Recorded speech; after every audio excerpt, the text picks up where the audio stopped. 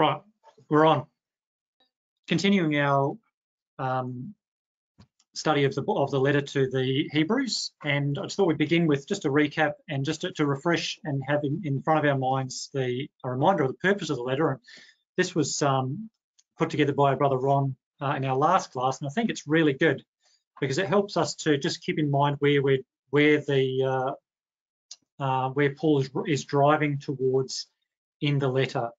And also help us, I think it'll help us with our study of Hebrews chapter 5 tonight. So it's written to the Jewish believers. It's not particularly directed to the ecclesial elders, and we'll see a little bit more of that as we look in chapter 5 this evening.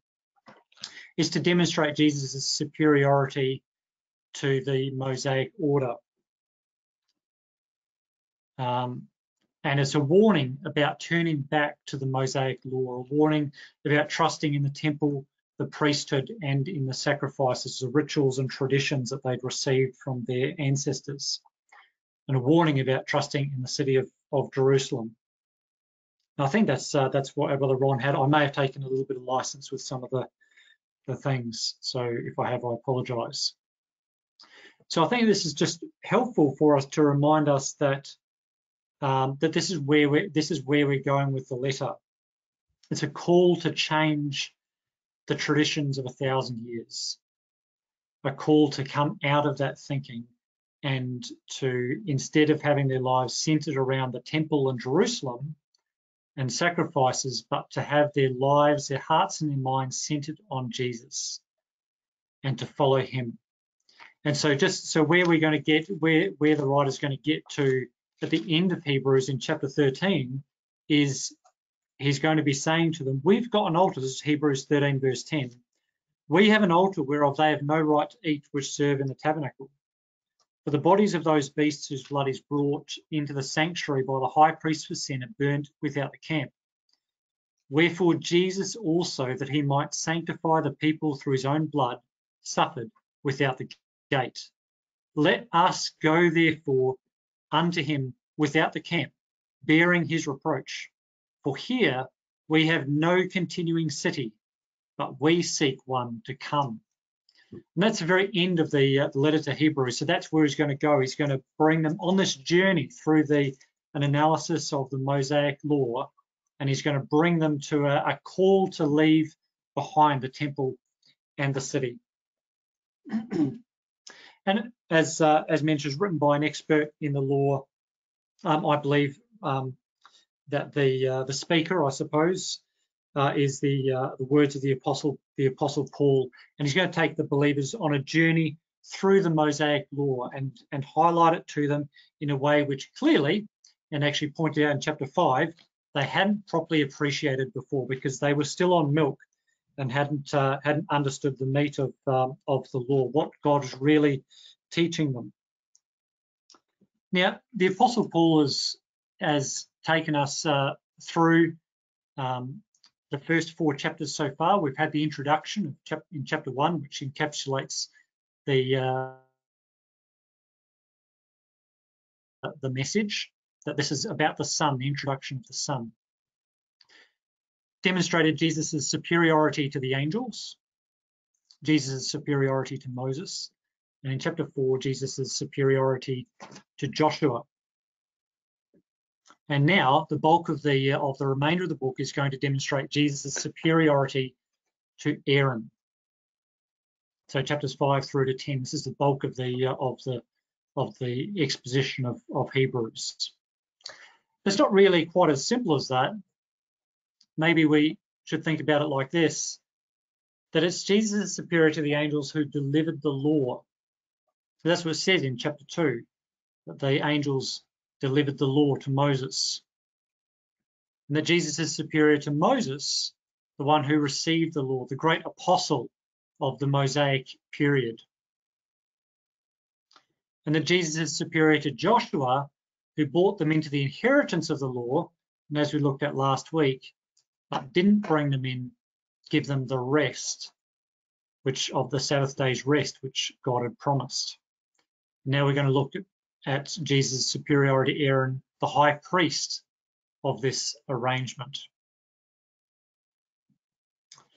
But inside all of these sections, there's something else that's going on here as well, and that is that there's 3 excitations. And this actually goes to the first point in the purpose of the letter, is that it really is to believers, because these excitations are not excitations to the leaders. If we just nick back here, the angels, Moses, or the angel particularly, Moses and Joshua and Aaron were all faithful leaders of Israel. But the excitations that are going to be given are going to be based not on the leaders of Israel, but on the people to whom the law was applied to, the nation of Israel. In chapter 2, in the first 4 verses, they're going to be the believers in the congregation in Jerusalem are going to be called to give heed to the example of the believers in the wilderness. A warning that, like as the penalties for not listening, so for the believers in Jerusalem. In chapter 3, they were to harden not their hearts, like the generation that perished in the wilderness, a clear warning to the generation of believers in Jerusalem. And in chapter 5 through to chapter 6, which is next week's class, they're called on to go on to perfection and not to be tied up and entangled in the things of the past, like like the congregation from long ago. Now the apostle, so if we put these together with the summary, we see that it looks something like this. That in each of these sections, there's this exhortation from the people of Israel at the time of these leaders. Now, one thing just to notice, because we're going to get more into this, and I think it's been highlighted by all the brothers who've spoken so far, is that the apostle never denigrates any of these leaders. He's going to demonstrate that Jesus is superior to all of them, but the apostle never denigrates any of these leaders. He doesn't talk down about them or anything like that. In fact, what he does is he demonstrates their greatness, their faithfulness, their strengths.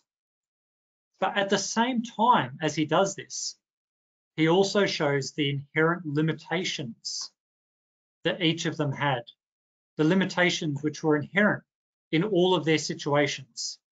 The angels couldn't have a name as good as the Son because they weren't a son, the Son of God. Moses was faithful, but Moses was a servant. The son is over the house. Joshua brought them into an inheritance, but he couldn't bring them to the Sabbath, to the rest of God, the rest which God had given them, the rest that they could enter into today. They couldn't do it.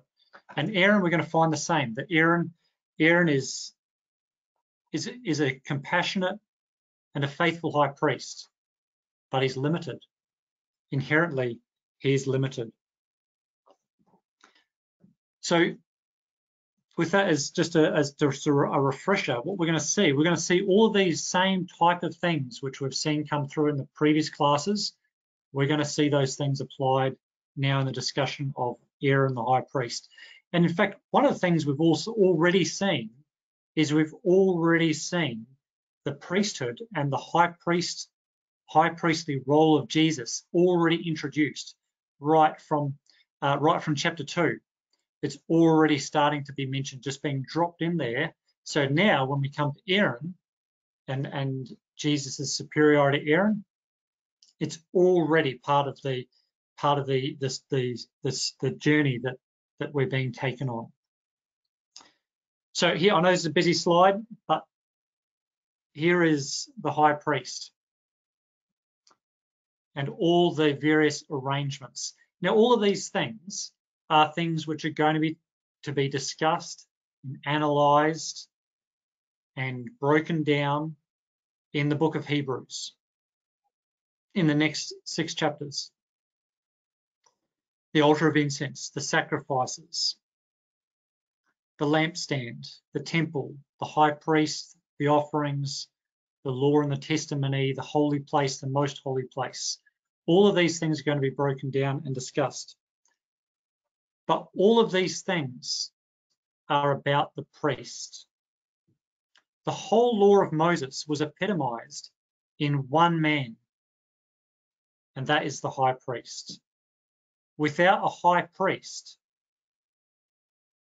the law of Moses was just a theoretical work.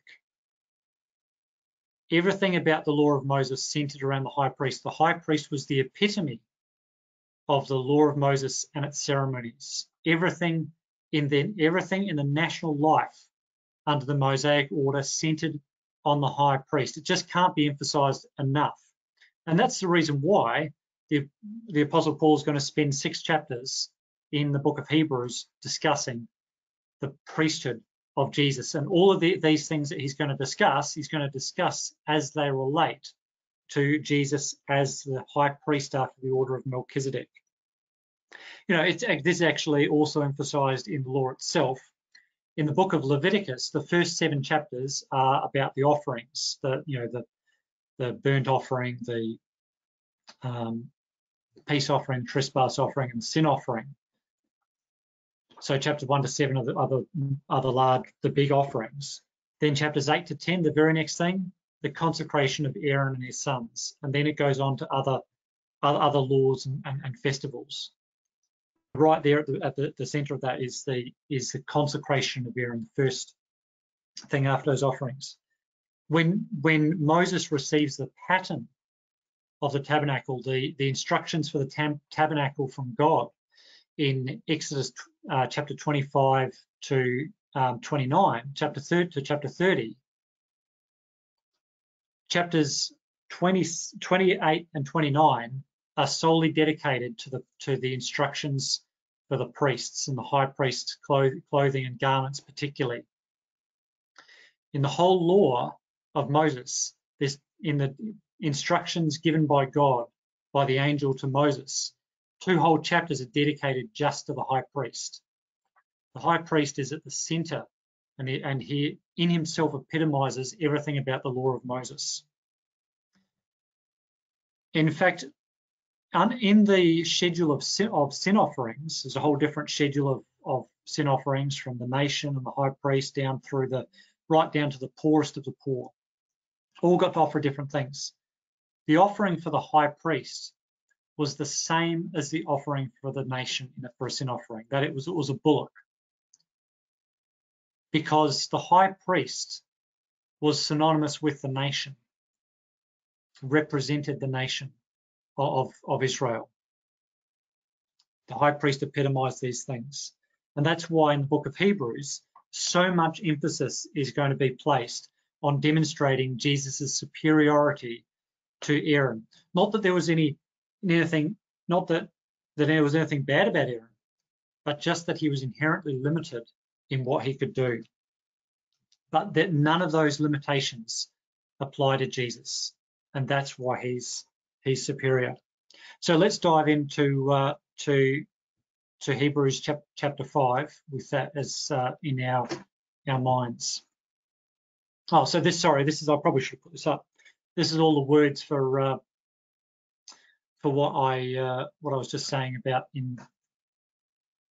that the high priest epitomized everything about the law of Moses. It was the temple was where the high priest worked. The offerings were what the priest mediated.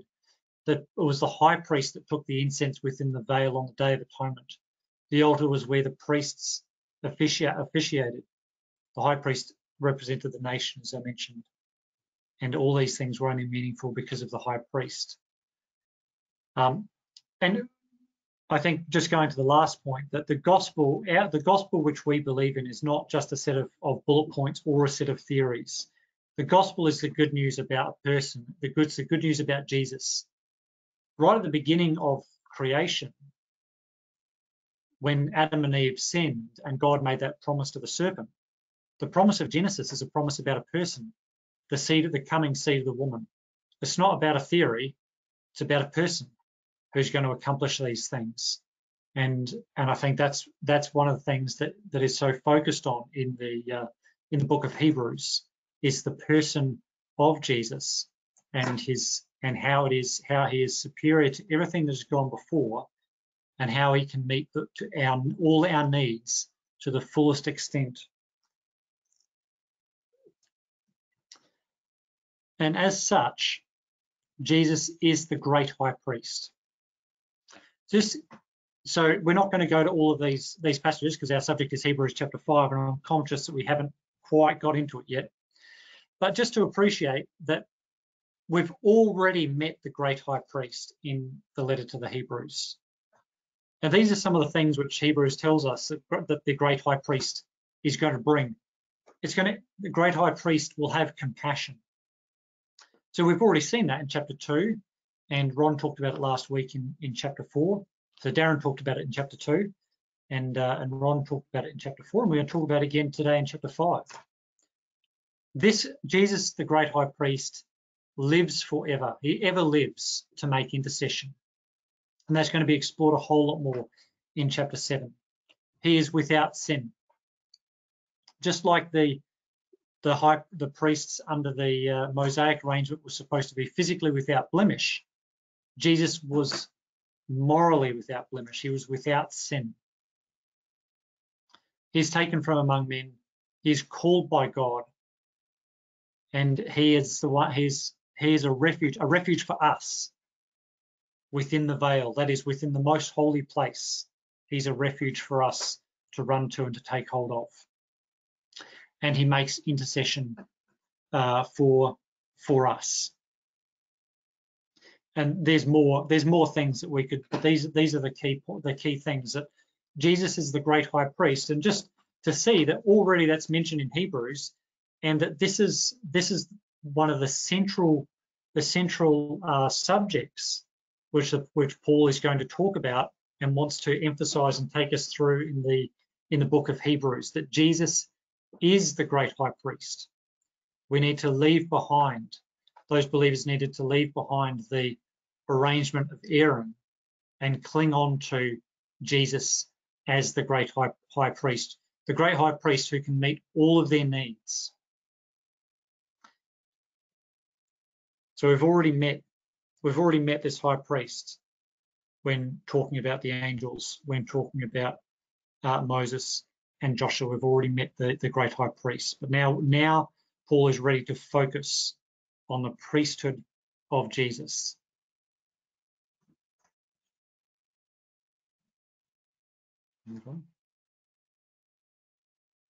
So I know we're 20 minutes in, but let's have a breakdown of Hebrews chapter 5. So the first thing in Hebrews chapter 5 and verse 1 is that there is the definition of the priesthood,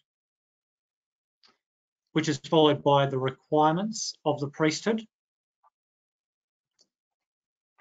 And the requirements, there's two requirements which the apostle talks about in chapter 5 as being prerequisites in order for a high priest. So Paul's just going to lay out for us the details and the definitions and the details about the priest, because he's going to demonstrate how Jesus more than answers all of these points. So the priest must have compassion. Now we've already seen this in chapter 4 and chapter 2, but it's important for Paul to cover off here again. The priest must be also called by God. Now the rest of chapter 5 verses 5 to 10 is going to be answering these requirements, and he's going to do that in the reverse order, and he's going to provide evidence. So Jesus has been called by God, and there's going to be the evidence for that. That Jesus has a capacity for compassion, and verse 7 to 9 are going to demonstrate the evidence for that. And then there's going to be the conclusion in verse 10. The conclusion is that Jesus is a superior priest. He's called, so it's going to be a re-quoting of Psalm 110.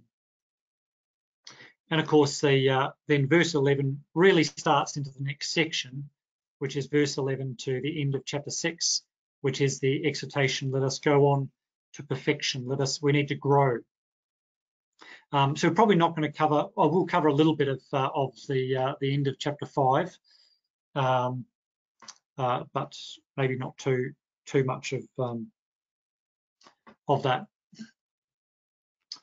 So let's just have a look at the definition of the priesthood. So it says in chapter 5 and verse 1, it says that every high priest taken from among men is ordained for men in things pertaining to God, or things towards God, I think was what was in the NIV, that he may offer both gifts and sacrifices for sin.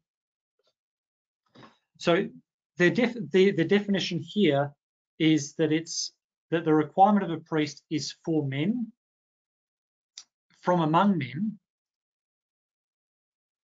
that comes from among men, is for men or on behalf of men and towards God. It's bridging this gap between man and God, but the priest comes from among men, and what they do is they offer both gifts and sacrifices. And this appears to cover both the blood offerings, so the sacrifices, because that's the Greek word which means to slaughter, and gifts, which is it's the Greek word for gift, but appears to cover both the bloodless, and then so the gift appears to cover the bloodless offerings, and the sacrifices, the blood offerings for sin, the positive and negative aspects, and all aspects of the ministry of the priest for the people towards God, on behalf of the people. Just in one sentence there, Paul has summarized the definition of the priesthood. But now he's got the requirements. He moves straight into the requirements of the priest. Sorry, probably one thing I should say is I know I put up some bullet points before about how that we've got these different sections, and even here. But one of the things is that we see in Hebrews is that there isn't really a clear, as such, like a sharp change between the subjects. You know, Paul just moves smoothly between them. So that's why at the end of chapter 4, he's already talking about the priest, already introduced the subject of the priest at the end of this discussion on the Sabbath rest, introducing the subject of the priest, and now smoothly transitioning into a discussion on priesthood. And that's actually happened the whole way through. So maybe it's not as sort of stark a change in things as that might appear. So just sorry, I was meant to say that before. The requirement of the priest was to have compassion. So we might might think sometimes that the high priest was a busy person. They need to be organised. They needed to know all the right things to do. They needed to be able to kill the offering the right way, know when to go in to offer the thing, understand all the rituals. Sure, they needed to do all of that. But the first thing that the apostle says about the priest and the requirements for the priest is that a priest must have the capacity for compassion. And I think that's actually really clearly a really insightful and perceptive thing, because it really comes to the heart of what the priest is all about. The priesthood is all about having compassion on people and bringing them back to God. And Paul goes on to say that, in fact, he goes on to explain that. He says in verse 2, who can have compassion on the ignorant, on them who are out of the way, for that he himself also is compassed with infirmity, by reason thereof he ought, as for the people, so for himself to offer for sins. So the high priest of Hebrews chapter 5 must have compassion. And just as an aside, the two things where the high priest is stated to have compassion is on those who are ignorant and those who are going astray. I think going astray was what it was in the NIV, or it is in the ESV anyway. And by the way, these two things are actually what are itemised elsewhere for us by the Apostle Paul are the things that separate us from God. What separates us from God? Ignorance. That's what Paul says in Ephesians 4 verse 18. In times past, your understanding was darkened when you were separated from God by ignorance. And those who are going astray, that is our wicked works or bad behavior. And that's what Paul says also in Colossians chapter 1. And these two things encompass all the things that separate or can separate us from God. And those are the things that the high priest is to have compassion on us for, to bring us back to God. And why should the high priest have compassion? Why should the high priest have compassion? Well, the high priest needs to have compassion because the high priest themselves is compassed with weakness and infirmity. They know what it's like to feel the trials and challenges. They have that fellow feeling, and so they can be compassionate to save and to empathize with their struggling flock, to save them. So here's just a little exploration on infirmity and weakness. They should have compassion because they are also encompassed with infirmity. Now, infirmity is a word which we've already met. Actually comes up in Hebrews chapter 4 and verse 15. We have not a high priest that cannot be touched with the feeling of our infirmities, but was in all points tempted like we are, yet without sin. So what is this infirmity?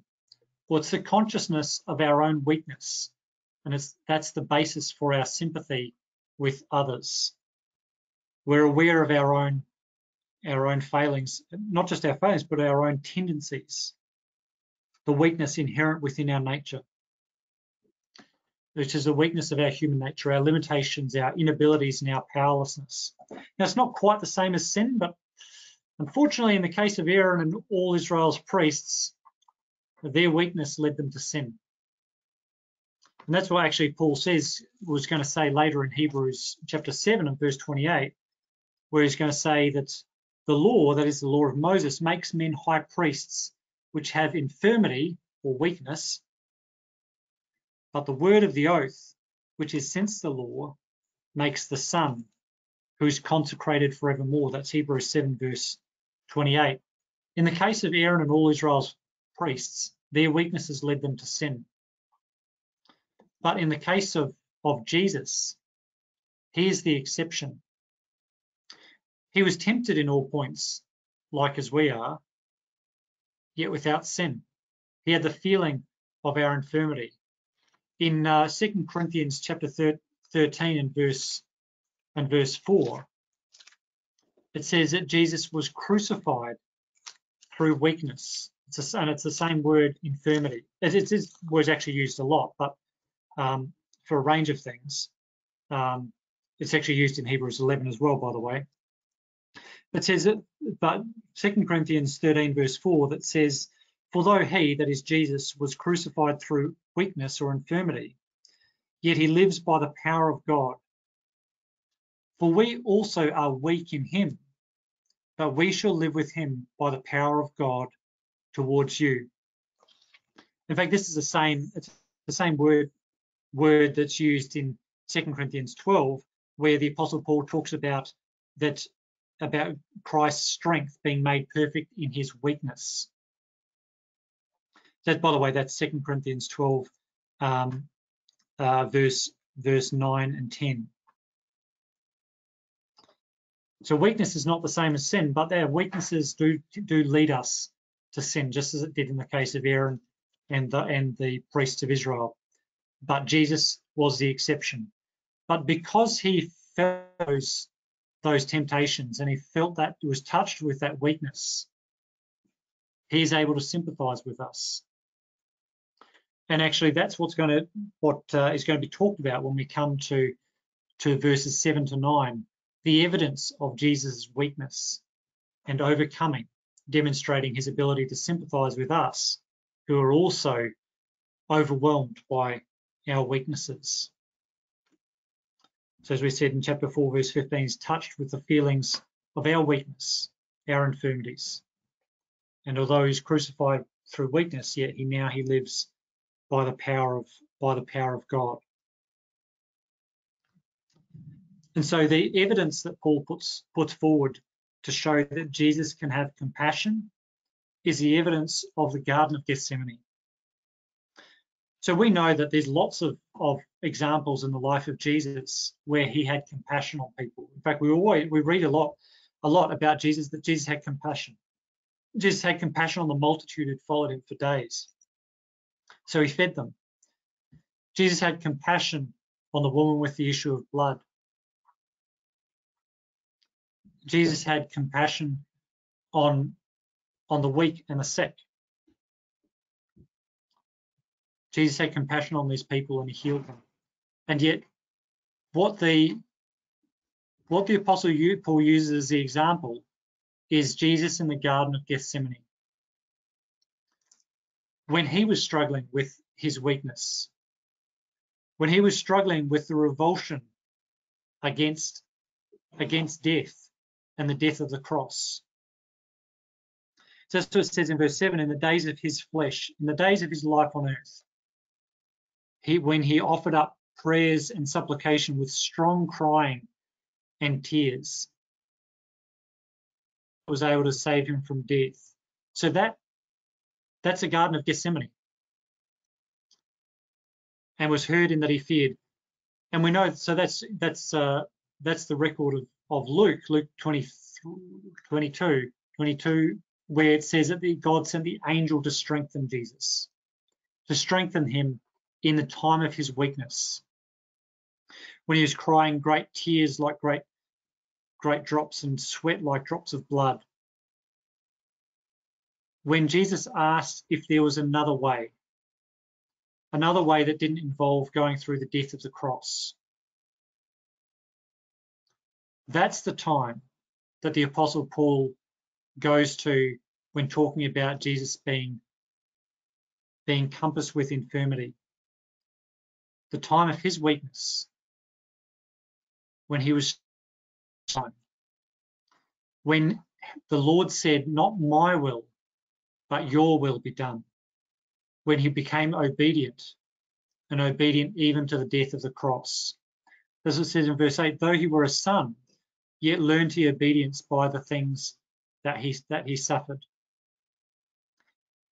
And so he became obedient. And then in verse 9, it says that being made perfect. So now the other side, being made perfect, complete and mature. He has become the source of eternal salvation.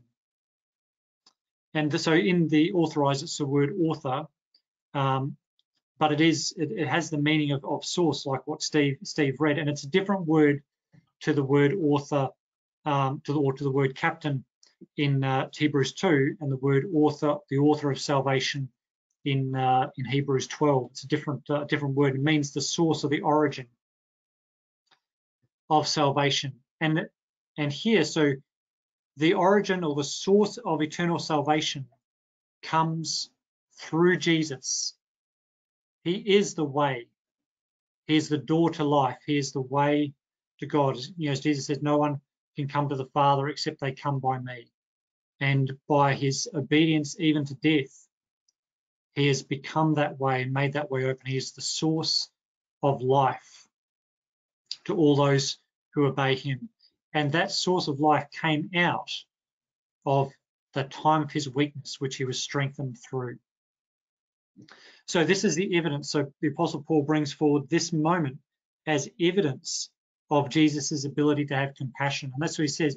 He says he can have compassion on you because he struggled. He has that fellow feeling, that touched, yet without sin.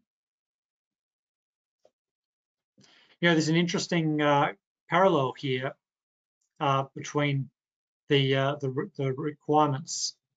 I'll just go back. I think I got these out of order.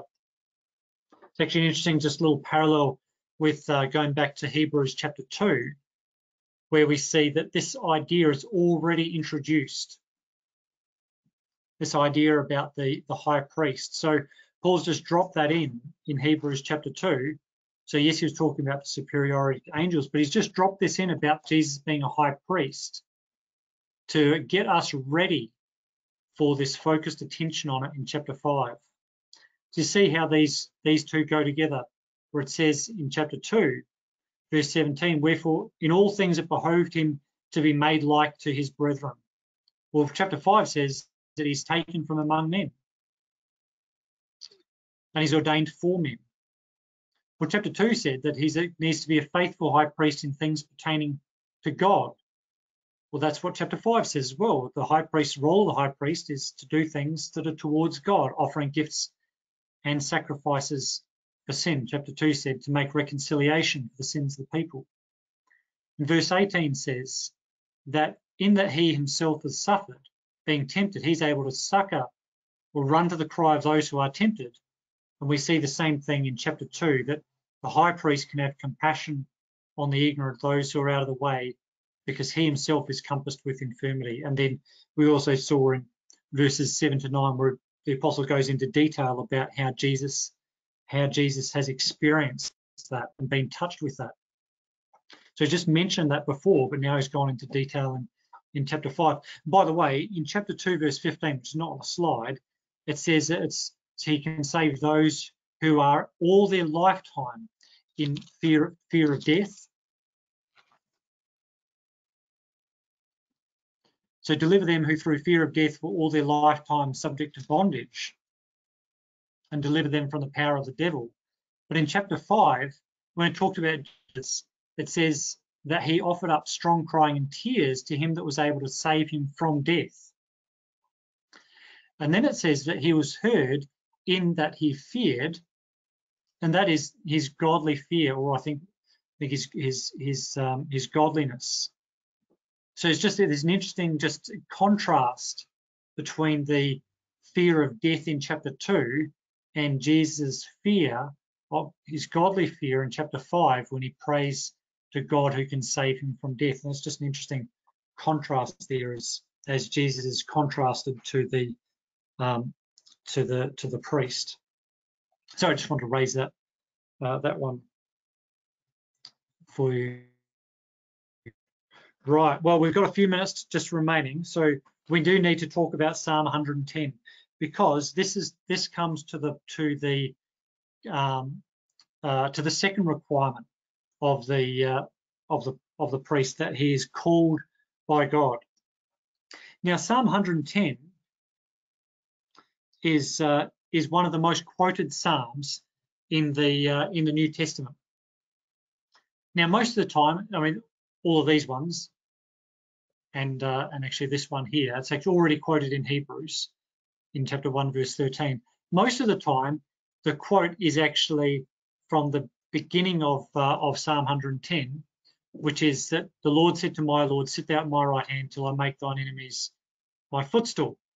And that is not Mark 612.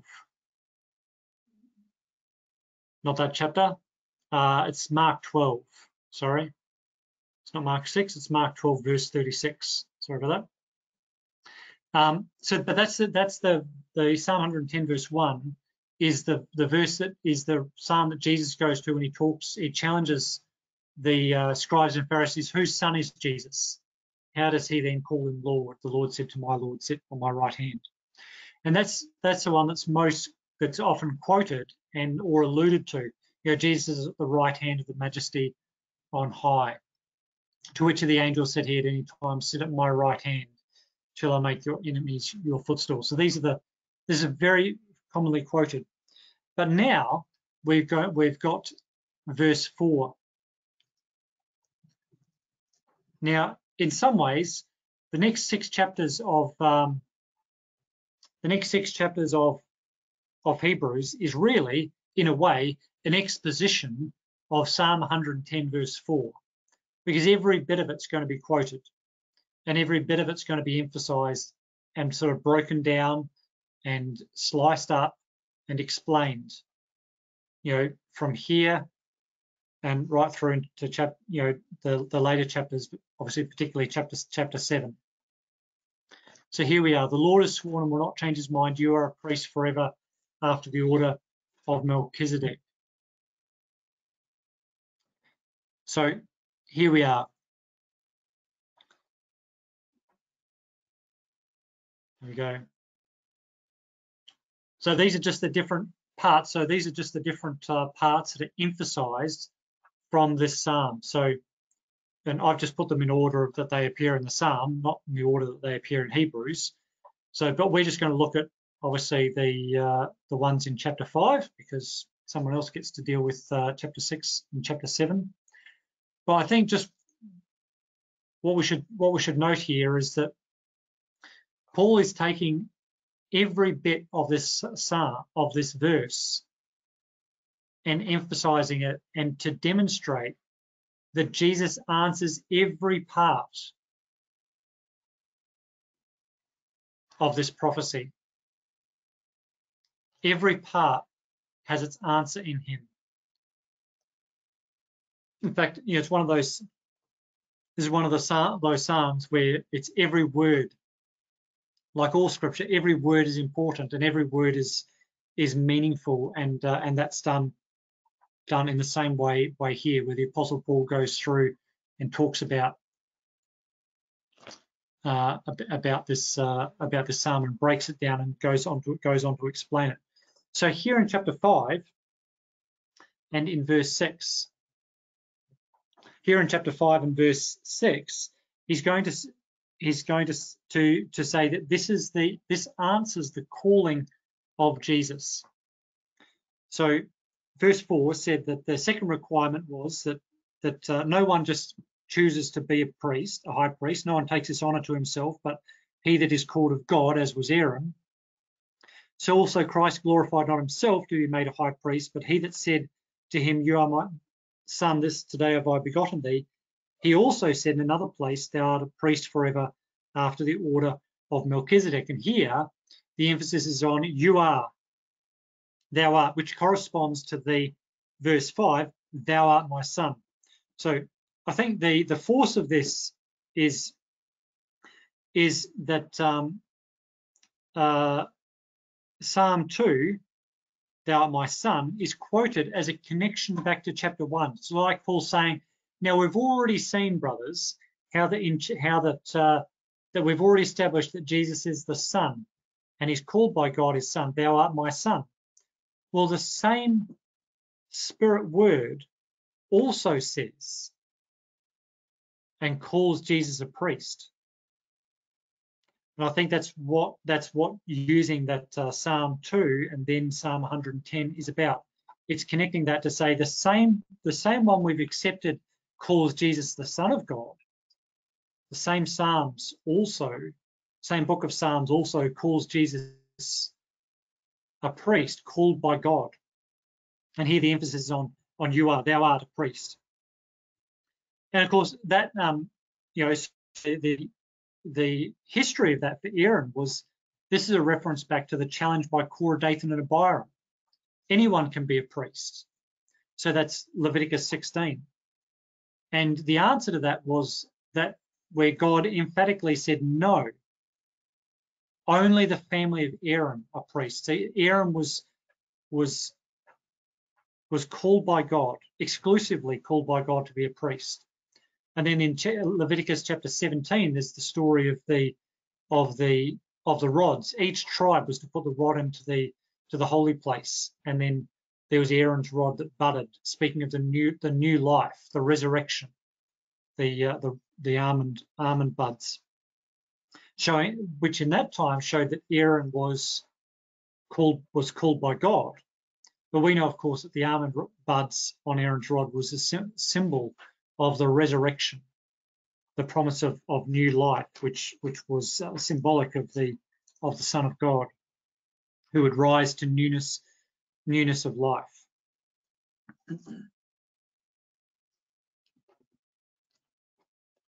So we see that so Psalm 110 is quoted here in verse 6. It's also quoted at the end of this section in verse 10, where it says, after that Jesus is called to be the source of salvation for all those that obey him, called of God and high priest after the order of Melchizedek. And this is like a conclusion. So Paul in verse 1 has said, this is the definition of a priest. Here's the requirements, verses 2, 3, and 4. This is how Jesus answers those requirements. Verse 5 and 6, the calling. Verse 7 to 9, how he has compassion. And verse 10 is like a conclusion or an underlining. He is a priest. He fully answers this. It's like a conclusion, a final statement of finality. He is called of God a high priest after the order of Melchizedek. So that is, he is definitively a priest. Answers all of those. Jesus answers all of those requirements. Now, the Apostle Paul wants to go on, and which he's going to do in chapter 7, and talk a whole lot more and expand on this Psalm 110, where Jesus is a priest after the order of Melchizedek. But he's got some things that he wants to say first, and so we've got this excitation or this digression, the digression of verse 11 through to the end of chapter 20. And in a way, Hebrews chapter 7 verse 1 really picks up from where Hebrews 5 verse 10 finishes off. So if you look at Hebrews 7 verse 1, it says, for this Melchizedek, so that could go straight after chapter 5 verse 10. So we've got this whole digression, verse 11 right through, and then in chapter 6 verse 20, he comes back and he re-quotes Psalm 110 to get us ready for going into chapter 7. So re-picking up. So we've got this digression, and then we're going to re-pick up the story about Melchizedek in chapter 7. So chapter 6 is the subject for the next class, but the utility of the digression is to demonstrate that our only hope and our only confidence is in this high priest. That we need to move on, we need to grow. We can't go back. We can't reject this high priest. We can't choose the old high priest and reject this one. Our only hope and confidence and refuge is with this high priest. And we need to grow to appreciate that. And that's what it says at the end of chapter 5. We've got this digression where the Apostle Paul talks about the fact that they have had so long but yet haven't grown.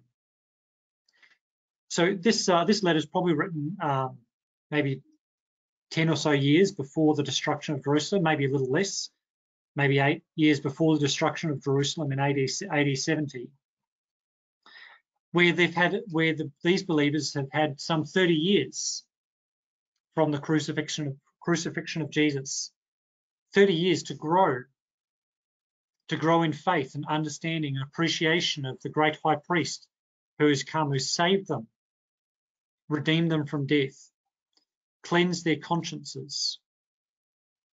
And yet Paul says here, you haven't grown. I want to talk to you about Melchizedek, but you're going deaf. You don't understand.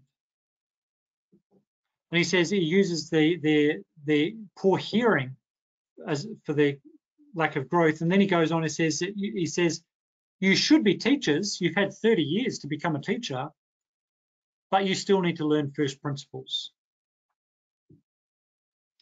And then he talks about the milk and the meat. You're like babies. You're like a little baby.